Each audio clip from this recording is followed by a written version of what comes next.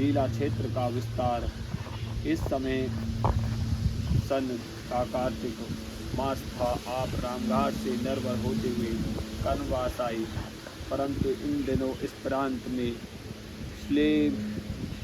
श्लेष में ज्वर इन्फ्लूएंजा का बहुत जोर था। इसके कारण ऐसे गिने गिने ही घर ही होंगे जिनमें कोई मृत्यु न हुई हो।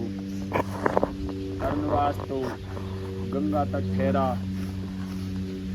इसलिए यहाँ बाहर से गाड़ियाँ में भरकर मुर्दे लाए जाते थे और बिना ही जलाए गढ़गंगा जी में डाल दिए जाते थे।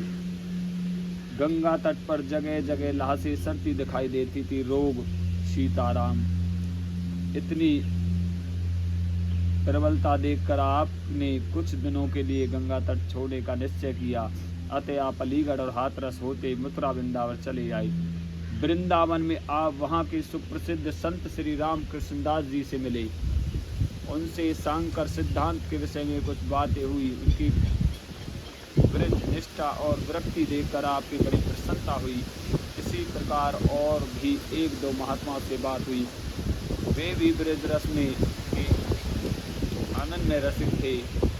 यह आपकी पहली ही ब्रज यात्रा थी।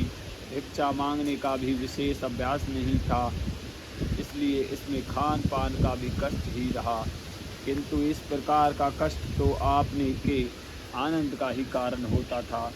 इस यात्रा में हाथरस और अलीगढ़ के कई सत्संगी आपके भक्त हो गए। तब से वे अभी तक आपके चरणों में पूर्ण अनुराग रखते हैं। फिर 1.5 वर्ष तक आप कई स्थानों में घूमते रहे। भ्रमण के साथ ही आपके भक्तों की संख्या भी बढ़ने लगी। वास्तव में तो यह आपकी तपस्या का ही प्रभाव था।